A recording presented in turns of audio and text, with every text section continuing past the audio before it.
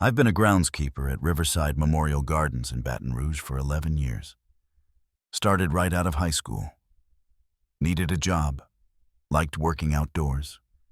The cemetery business isn't glamorous, but it's steady. Reliable. You mow, you trim, you maintain. The work is simple. The dead don't complain. I handle the northern sections, 40 acres of lawn, headstones, and live oaks. Section K is the children's area. Small graves, angel statues, toys left by visiting families. It's the quietest part of the cemetery. Most people avoid it. Too sad. Too hard to look at all those dates. Born and died within years of each other. Sometimes months, sometimes days. I mow Section K every Wednesday morning, early, before the heat sets in, before families start arriving. It was a Wednesday in late May when I heard it. I'd started mowing at 6:30 a.m. The sun was just coming up. That soft golden light that makes everything look peaceful. No visitors yet. Just me and the mower and the rows of small headstones. I was working the eastern edge near a cluster of graves from the 80s when I heard singing. Soft, musical, a child's voice. I figured it was my radio. I keep it clipped to my belt. Classic country station. Sometimes they play old songs, nostalgic stuff. I didn't think much of it. But then I realized the voice wasn't coming from the radio. It was coming from somewhere else. Somewhere nearby. I slowed the mower.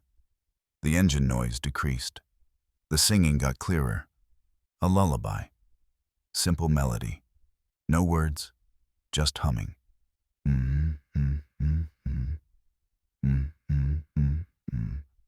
The tune you'd sing to a baby, the kind every mother knows.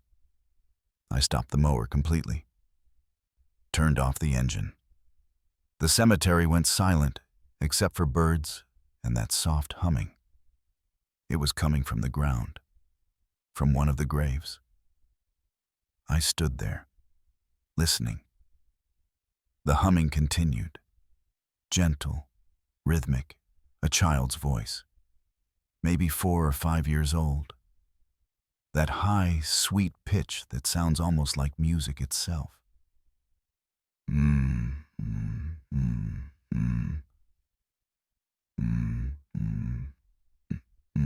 I looked at the graves around me, 5 small headstones, 3 from 1982, 2 from 1985, all children under 6 years old.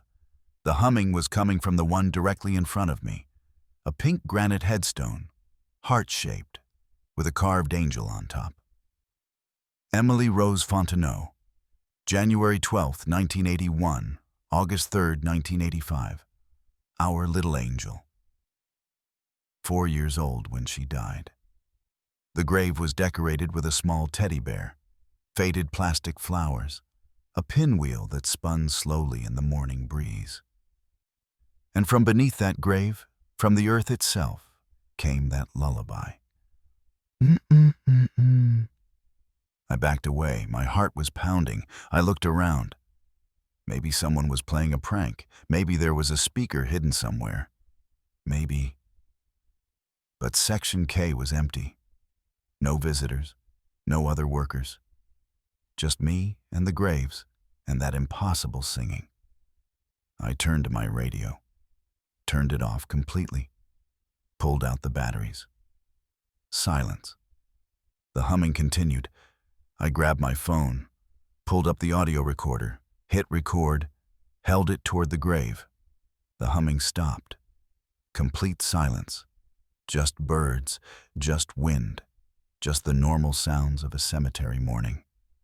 I stood there for maybe 5 minutes, waiting, listening, nothing. I put my phone away, started to walk back to the mower. The humming started again, softer now, farther away, like it was retreating deeper into the earth. Then it faded completely. Gone. I got on the mower, started the engine. The loud rumble felt reassuring, normal, real. I finished mowing Section K as fast as I could. Didn't stop, didn't look back at Emily Rose Fontenot's grave. But I couldn't stop thinking about it, about that voice, about how clear it had been, about how it had come from underground. I went to my supervisor, a man named Curtis Babineau, 26 years at Riverside. He'd heard everything, seen everything. If anyone would understand, it would be Curtis. I heard something weird in Section K, I said. He looked up from his paperwork. Weird how? Singing, a child singing, coming from one of the graves. Curtis didn't laugh, didn't dismiss it, just nodded slowly. Which grave? Emily Fontenot, 1985. He was quiet for a moment. Then, you want to go back and check it out? With someone else there? Yeah. We went together, 2 of us. Curtis brought his radio. I brought mine. We walked to Section K, to Emily Rose Fontenot's grave. The morning had warmed up. It was almost 9. Families would start arriving soon. The cemetery had come alive with normal sounds. Traffic from the road, birds in the trees, a lawn service working in Section C. We stood at Emily's grave, listened. Nothing, just normal sounds. No humming, no lullaby. Maybe you heard a visitor, Curtis said. Someone singing to their child. At 6:30 in the morning, in Section K? People come at all hours, especially parents. I checked. Nobody was here, and the voice came from underground, from the grave itself. Curtis knelt down, looked at the headstone, at the grass around it. His expression changed. When did you last mow this section? Last Wednesday, a week ago. And you were mowing this morning when you heard the singing? Yeah, why? He ran his hand over the grass. This hasn't been mowed. I looked. He was right. The grass around Emily's grave was short, perfectly trimmed, but not by me, not this morning. I hadn't reached this spot yet when I heard the singing and stopped. And the grass around the other graves, the ones I had mowed last week, had grown, maybe 2 inches. Normal growth for a week in Louisiana heat. But Emily's grave looked freshly mowed, like someone had trimmed it yesterday, or that morning. That's impossible, I said. Grass grows. It doesn't stay the same length for a week. Curtis stood up, looked at the surrounding graves, looked back at Emily's. Maybe someone else mowed it. Family member with a trimmer. Without permission? That's against cemetery policy. People do it anyway. They want their child's grave to look perfect. But I'd been working this cemetery for 11 years. I knew which families maintained graves themselves. The Fontenot's weren't one of them. Emily's grave got the standard treatment. Mowing once a week. That's it. Curtis made notes, said he'd check the visitor logs, see if anyone had been in Section K early that morning. But I knew they wouldn't find anything, because nobody had mowed that grave. The grass had simply stopped growing, had stayed the perfect length, like something underneath was keeping it that way. I went back to work, finished my route. But I kept thinking about Emily Rose Fontenot, about how she died in 1985, about how she'd been 4 years old, about how that humming had sounded exactly like a 4-year-old child singing a lullaby. I looked her up in the parish records that night, found her obituary. Emily Rose Fontenot, age 4, passed away peacefully August 3rd, 1985, at Our Lady of the Lake Hospital after a brief illness. She loved singing, painting, and making her family laugh. She is survived by her parents, Robert and Marie Fontenot, and her baby brother, James. She loved singing. I called the funeral home that had handled her service, asked if they had any records. The director, an older woman who'd been there since the 70s, remembered the Fontenau's. "Sad case," she said. "Leukemia. Emily fought hard. Made it almost a year after diagnosis. Her mother used to sing to her in the hospital. A lullaby. Every night. Said it was the only thing that helped Emily sleep." "Do you know the tune?" She hummed a few bars. Simple. Gentle. The same lullaby I'd heard coming from the grave. I didn't go back to Section K for 2 weeks. Traded routes with another groundskeeper. Told Curtis I needed a change of scenery. He understood, didn't ask questions. But eventually, I had to return. Couldn't avoid it forever. Section K was my responsibility. It was a Wednesday again. Early morning. Same time as before. 6:30, golden light, quiet cemetery. I started mowing. Worked my way through the rows. Got to Emily Rose Fontenau's grave. The grass was still short, perfectly trimmed. Like it had been 2 weeks ago. Like it hadn't grown at all. I stopped the mower, turned off the engine, listened. Nothing. Just birds, just wind, just silence. I knelt beside her headstone, looked at the angel carved on top, at her name, at those dates that told the story of a life that barely began. "I heard you," I said quietly. "I heard you singing." The cemetery stayed silent. No humming, no lullaby, nothing. I stood up, started the mower, began to move on to the next row. Then I heard it, faint, almost lost in the engine noise. But there. I turned off the mower. The humming continued. Stronger now, clearer. That same lullaby, that same child's voice, coming from Emily's grave. But this time I didn't run, didn't panic, I just listened. Because I understood now what I hadn't understood before. Emily wasn't haunting this place, wasn't trapped here. She was being remembered. Every Wednesday morning, when I mowed, when I came to her grave, when someone, anyone, acknowledged she'd been here, that she'd existed, that she'd loved singing. She sang back, to let us know she still remembered too. The humming lasted maybe 30 seconds, then faded, gentle, peaceful, like a child falling asleep. The grass around her grave stayed short, perfect, untouched by time or growth, like the earth itself was keeping it neat for her. Like even nature wanted Emily's grave to look beautiful. I still work at Riverside Memorial Gardens, still mow Section K every Wednesday morning, still stop at Emily Rose Fontenau's grave. The humming doesn't happen every time. Sometimes weeks go by without hearing it, sometimes months. But when it does come, soft and gentle from beneath the earth, I stop. I listen. I let her finish her lullaby. And the grass around her grave stays perfect. Never grows, never needs mowing. Just stays exactly the same length week after week, month after month, year after year. Curtis retired last spring. Before he left, he pulled me aside. "I heard her too," he said, 20 years ago. When I used to mow Section K, that same singing, that same grave.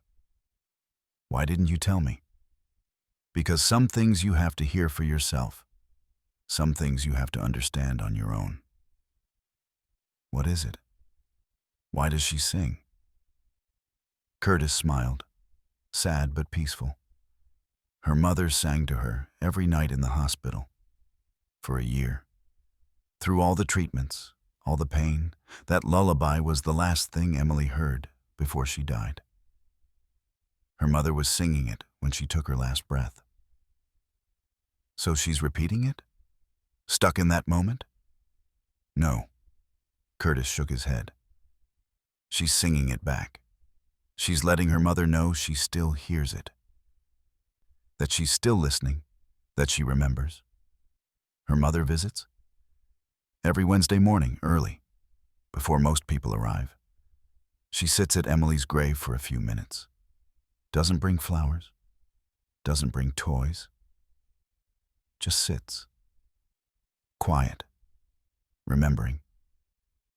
I'd never seen anyone at Emily's grave on Wednesday mornings, but I started my route at the far end of Section K. By the time I reached Emily's area, it was usually 45 minutes into my shift. The next Wednesday, I started at Emily's grave. Got there at 6:30, before I began mowing. A woman sat on the grass beside the pink granite headstone. Maybe 60 years old. Gray hair, simple clothes, hands folded in her lap. She sat in silence, just being there, just being with her daughter. I waited. Didn't start the mower, didn't interrupt. After about 10 minutes, she stood, touched the angel on top of the headstone, whispered something I couldn't hear, then walked to her car and left. I started mowing. When I reached Emily's grave, I stopped, turned off the engine, listened. The humming came immediately, clear, beautiful. Mm-mm-mm-mm. A child singing to her mother, across 40 years, across death itself, letting her know, I'm still here. I still remember. I still hear you. The grass around Emily Rose Fontenot's grave hasn't grown in 11 years, hasn't needed mowing since long before I started working here. Because some love is strong enough to stop time, strong enough to reach through earth and death and loss, strong enough to keep singing forever, every Wednesday morning, when mothers remember, when daughters sing back, when the grass stays perfect and short and beautiful. Because even the earth knows some graves deserve special care. I've cleaned headstones at Oaklawn Cemetery in Mobile for 6 years. It's maintenance work, simple work. You scrub away algae, lichen, bird droppings. You restore weathered granite and marble. Make the names readable again. Give the dead back their dignity. Most stones are old. 19th century, early 20th. The newer sections don't need much cleaning. Modern granite holds up better. But the historic areas, where stones date back to the 1850s, that's where I spend most of my time. I work alone, early mornings, before the cemetery opens to visitors. Just me and a cart full of brushes, cleaners, and water. Quiet work. Meditative work. The kind where your mind wanders while your hands stay busy. It was a Tuesday in September when I saw my name. I was working Section F, the oldest part of Oaklawn. Stones so weathered you could barely read them. I'd been cleaning a row of monuments from the 1870s. Taking my time. Being careful not to damage the soft marble. I moved to the next stone, a simple marker, maybe 3 feet tall, gray granite, heavily stained with lichen. I started scrubbing. The chemical cleaner worked slowly. The green growth came away in patches. Letters appeared beneath, one by one. First a B, then an O, then a U. Boudreaux, my last name. I stopped scrubbing, stared at the stone. My hands had gone numb. It couldn't be right. Boudreaux isn't a common name, but it's not unique. Plenty of Boudreaux in Louisiana, Mississippi, Alabama. Probably dozens buried in Mobile over the years. I kept cleaning. More letters appeared. James Boudreaux. My first name, my full name. James Boudreaux. My chest got tight. I backed away from the stone, looked around. The cemetery was empty. Just me and the morning mist and the rows of silent graves. I stepped closer. Read the dates beneath the name. Born March 15th, 1988. My birthday. my exact birthday. The death date was covered in lichen, still hidden. I should have cleaned it, should have kept going, should have seen what it said. But I couldn't. My hands were shaking too hard. My breath came too fast. I left the stone, moved to the next one, started cleaning a different marker, tried to focus on the work, tried to convince myself I'd misread, that the name had said something else, that I'd been working too long in the sun. But I kept glancing back, at that gray granite stone with my name on it, at those dates that matched mine exactly. After 20 minutes, I walked back, made myself look, made myself read it again. The name had changed. Not my name anymore. Different now. Jacob Boudreau. Different spelling, different first name, close but not the same. And the dates were different too. Born March 17th, 1886. 1886, not 1988. Not my birthday, not my name, just similar. I scrubbed the death date. It appeared slowly. Died October 2nd, 1932. I stood there for maybe 5 minutes, trying to understand, trying to remember what I'd seen, what I'd read. But memory is unreliable, especially when you're tired, when you've been staring at weathered stone all morning. I convinced myself I'd misread, that my mind had filled in familiar patterns, that I'd seen what I expected to see instead of what was actually there. I finished the stone, moved on to the next. Didn't mention it to anyone. What would I say? That I'd hallucinated my own name on a gravestone? That I'd imagined my birthday carved in stone from the 1870s? People would think I was losing it, or looking for attention, or cracking under the monotony of the work. So I said nothing, filed it away, tried to forget. But a week later, my supervisor called. A man named Philip Greer. He handled scheduling, assignments, family contacts. James, we've got a new burial coming in. Saturday morning, Section F. Okay. You need me to prep the site? Already done, but I wanted to give you a heads up. The name on the work order is Boudreau. Thought you might want to know, in case family members ask questions. People sometimes assume we're related to everyone with the same last name. Something cold moved through my chest. What's the first name? Hold on. Papers rustling. Jacob Boudreau, 78 years old. Died Tuesday. Tuesday. Today was Tuesday. He'd died today. When did the family place the order? I asked. My voice sounded distant, not mine. Let me check. More rustling. Death certificate came through this morning, but the burial plot was purchased years ago, 1932, pre-need arrangement. Been sitting empty for almost a century. 1932. The death date I'd seen on that stone last week, when it had said Jacob Boudreau instead of James Boudreau. Which plot? I asked. Section F, row 12, plot 7. Why? I knew that plot. I'd cleaned that stone last Tuesday. The one where I'd seen my name, where I'd seen my birthday, where the dates had changed when I looked away. No reason, I said. Just wanted to know where it is. I hung up, sat at my workbench in the maintenance shed, staring at nothing, trying to process. The stone had shown my name, my birthday, then changed to Jacob Boudreau, born 1886, died 1932. And now, today, exactly 1 week later, a man named Jacob Boudreau had died. Was being buried in that exact plot, the plot I'd been cleaning when I saw my name. It wasn't possible. Names don't change on headstones.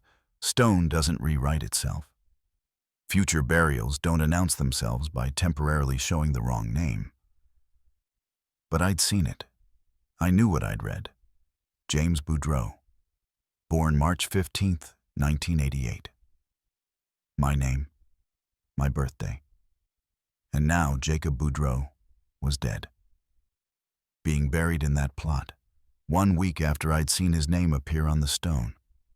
I went to Section F that afternoon, found row 12, plot 7, the stone I'd cleaned last Tuesday. It looked different now. The lichen I'd removed hadn't grown back. That takes years.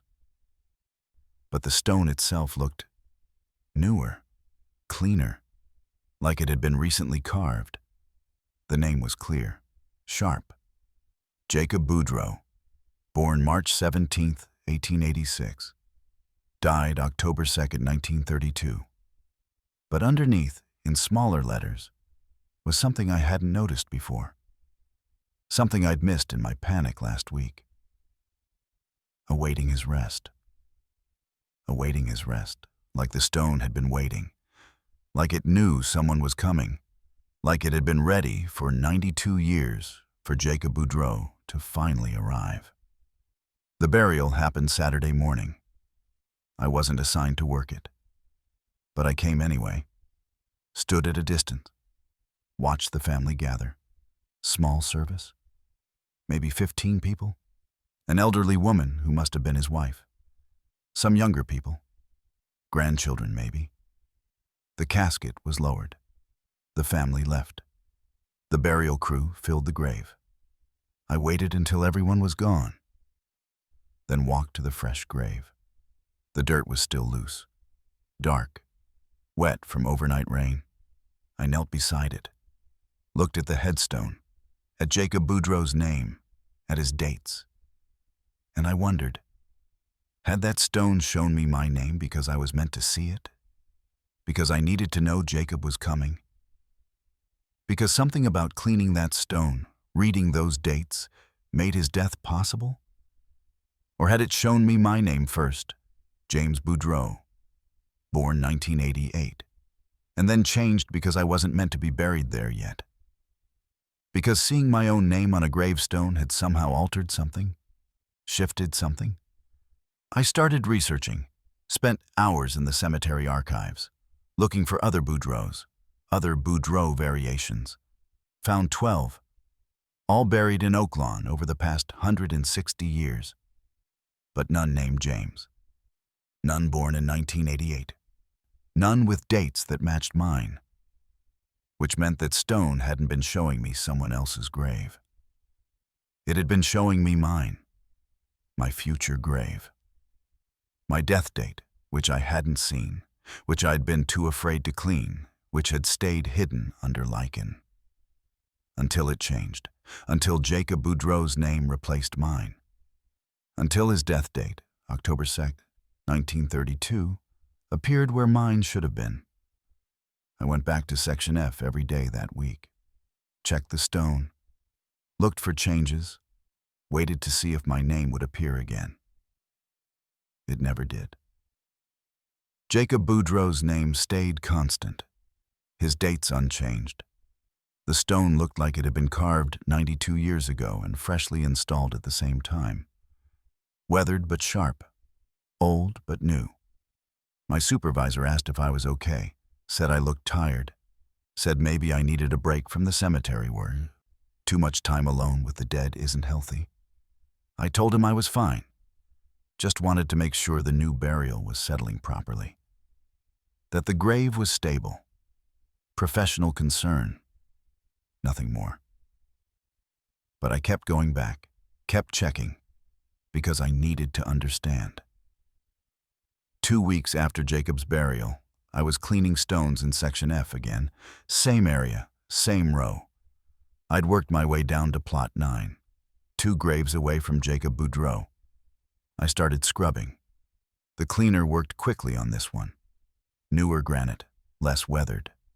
The name appeared almost immediately. James Boudreau. My hands froze. I stared at the letters, at my name, appearing again on a different stone. I kept cleaning, desperate now, needing to see the dates, needing to know.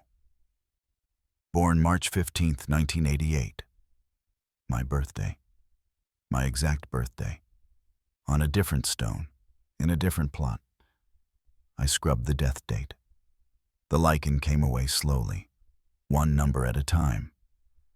Died September 24th, 2024. Today's date. Today, right now. This moment. I stumbled backward, dropped my brush. The chemical cleaner splashed on my boots. I looked around. The cemetery was empty. Early morning, no visitors, no workers, just me. Just me and a gravestone with my name. My birthday. And today's date as my death. I blinked, looked back at the stone. The name had changed. Jacob Boudreau. Different stone now, different plot, but the same substitution. My name replaced by his. But the dates. Born March 17th, 1886. Died October 2nd, 1932. Jacob's dates. On a stone 2 plots away from where he was actually buried. In a plot that should be empty. That has always been empty. I checked the cemetery records that afternoon. Section F, row 12, plot 9. No burial, no purchase, no name. Empty since Oaklawn opened in 1854. But I'd seen a stone there. I'd cleaned it. I'd read my name on it. My death date. Today's death date. And then it had changed. Become Jacob Boudreau instead. Again, I quit the next morning. Told Philip I needed to move. Family emergency. Had to leave Mobile. He understood. Said he'd give me a reference, but before I left, I went to Section F one last time. Checked both stones, Jacob's actual grave in Plot 7, and the empty Plot 9, where I'd seen my name appear. Plot 7 looked normal. Jacob Boudreau, buried, real, permanent.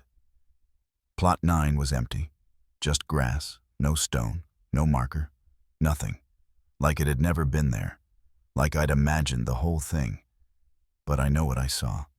I saw my name, twice, on 2 different stones, with my birthday, with death dates that kept changing, that kept being replaced by Jacob Boudreau. Like the cemetery was trying to tell me something. Like the stones were showing me possibilities, futures that could happen, deaths that were scheduled but not yet fixed. And Jacob Boudreau kept taking my place, kept dying instead of me, kept appearing on stones where my name had been moments before. I left Mobile, moved to Atlanta, got a job in landscaping. Normal work, no cemeteries, no headstones, no names that change when you're not looking. But sometimes I wonder about those stones. About Plot 9 that's still empty, about whether my name appears there now that I'm gone. Whether it's waiting for me to come back. Whether there's a death date carved in stone somewhere with my name on it that just hasn't happened yet. Whether Jacob Boudreau saved me. Twice. By dying when he did. By being buried in Section F exactly when those stones showed my name. By replacing me at the last moment, or whether I saved myself by seeing the warning, by reading my name before the death date was fully revealed, by looking away before the future became fixed. I don't know. I'll probably never know. But I don't clean headstones anymore. Don't read names carved in stone. Don't look too closely at graves that haven't been filled yet. Because some things are written before they happen. Some names appear before their time. Some deaths are scheduled in stone. And sometimes, if you're lucky, someone else's name replaces yours before the date arrives. Before the stone stops changing. Before the future becomes permanent. Before you run out of time to look away.